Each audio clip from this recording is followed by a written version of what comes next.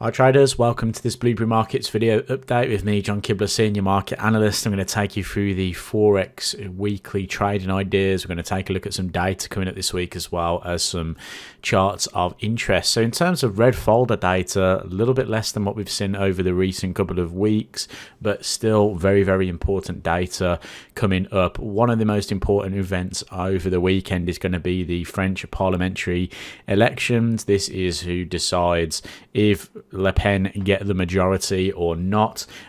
Polls are suggesting that we're not going to see a majority by Le Pen, so that means that President Macron will remain president, and we will probably see Le Pen as prime minister, and that could bring some comfort to the euro, as Le Pen won't necessarily be able to get a lot of their sort of policies through because they would have to go through President Macron. So there is a potential for the euro to benefit from that. Obviously, there was this kind of talk throughout of last week, and the euro did perform fairly well.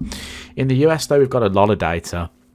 We've got Fed Chairman Powell testifying this week. He'll be testifying over 2 days, so that will be Tuesday and Wednesday. And then we've got really important CPI data. So CPI for the first sort of reading for the month of July, and this is coming after obviously the jobs report and things like that we had last week, at the end of last week. So CPI potentially coming down year on year to 3.1%. That would obviously be very, very welcomed, and the chances of a rate cut would obviously increase if this CPI year on year continues to come in a little bit lower. So 3.1%.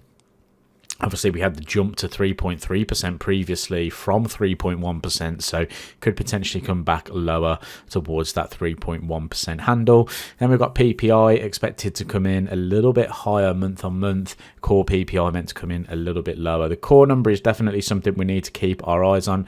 Obviously, core excludes volatile food and energy, so we have to keep our eye on that one as well because it's a little more stable than CPI data.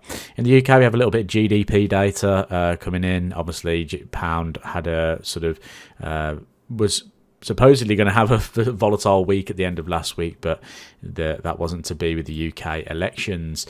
So some wild swings on the currency strength meter going into this week. Actually, some real big challenges. The euro turned out to be one of the most positive currencies of last week, as well as the pound, which was certainly not on the cards that I expected. The Australian dollar was a really strong currency, starting to feel some effects of that reversal now. I still quite like the idea of being a strong Aussie, so I will keep an eye on this weakness. I don't tend to like the idea of shorting this right now just because of the situation in Australia where the RBA may hike interest rates again, so it might just be some short-term weakness there for the Aussie. Kiwi's been a little bit more supported this week. The dollar had a terrible week, obviously very bad data last week across the board, across labour statistics and whatnot. So the dollar fell quite substantially, and that looks to be something that's going to continue going into this trading week. Canadian dollar coming in from +5s as well, down to -2, so another significant change to CAD.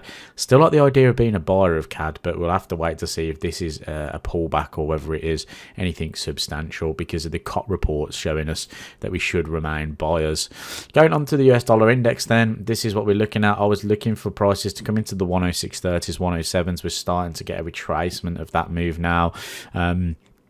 Broke back below the 50-day moving average. The sellers could potentially target this kind of 104 handle.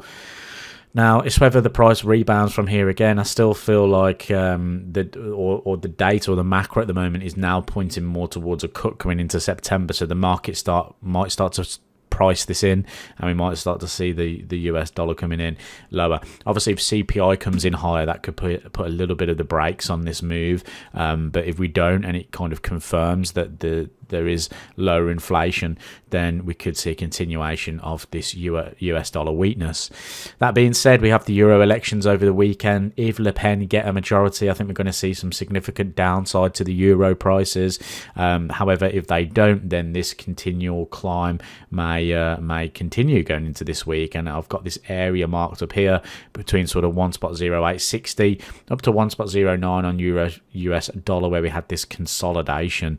So we had a lot of volume here previously where we had sellers in the market. Are sellers going to defend from this point?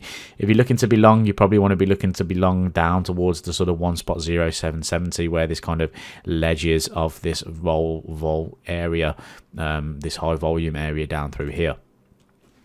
Going on to Kiwi dollar then. So obviously Kiwi was one of the weaker currencies the past couple of weeks. It's changed against the US dollar in particular, but we are coming into a key resistance zone at 0.6145. So expecting maybe a little bit of resistance here in the short term. Support coming in around about 61.20. So we could potentially look for long ideas at 61.20. Breaches above 61.45 could open the door for a move up to 6200. Finally then on gold, so we actually performed pretty well on gold last week. We were looking at these consolidations within the markets, looking for breakouts of those, and it performed very, very well. First targets were the 2360s, second targets would have been above that range, and again we had a shallow consolidation. Dollar data then pushed the market to the upside here. So yeah, gold price is looking very good to go towards that sort of 24.20 handle this week.